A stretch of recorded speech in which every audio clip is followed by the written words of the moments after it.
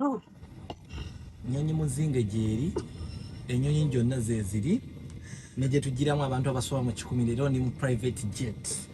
Tuzze tuziraba abannabitono ab'enjawulo bazituulamu, naye I can authoritatively tell you nti we are the first journalists to be on a private jet. Ng'ate tetugenda saka mawulire, tetugenda simanyi mu lutalo lw'e Sudan kwata mawulire, wabula nga tuzze kulaba engeri gye kibeeramu. Tuli mu private jet ate tetuli kuzeeka jansi.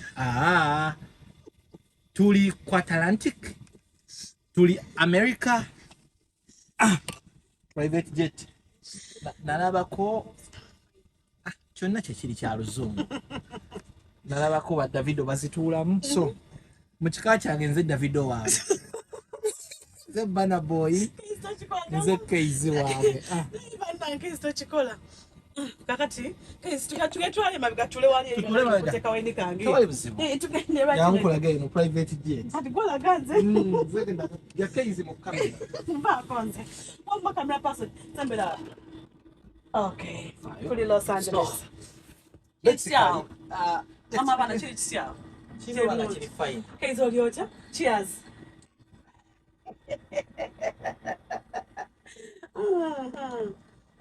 Funa akatabo serike. Akatabo akati.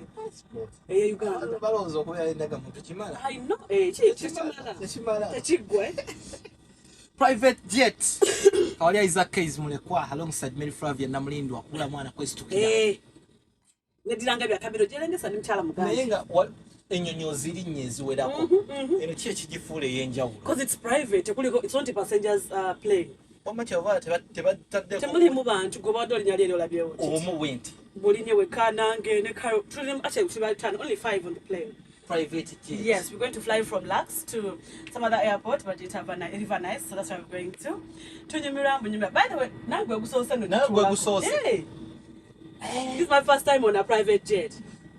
Kati lwaki baziteekamu ebika omanyi nakyo olina okyebuuza nti kwa bulijjo tutuula muziri bu Bombardier ne tutuulamu Emirates ne tulaba nga tukikubya ate eno Kayz zitulibamu ababedde abakolamu abalina ssente abakowe obalaga abantu bapasanja abayingira abakola ssente ne bakakopa bakakole tebagambe nti ndi mu kwonoona nsimbi ya musolo nze kulambula nkole kati onoonyumya kingozeeyeeka.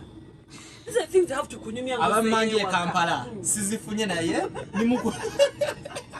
tulina abantu baffe we twebanye e Kampala eno ne fani kyali musiyoli omuli olabo buno obwo Kayz tekitegeeza okujja okulambula okutambula kulaba okudda kunyumya kati kituule muddeyeko banyumize I was on a private jet.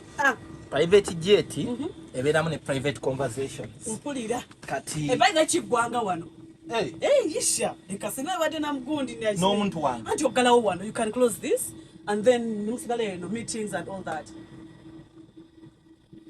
Yes, kiggwa. Why?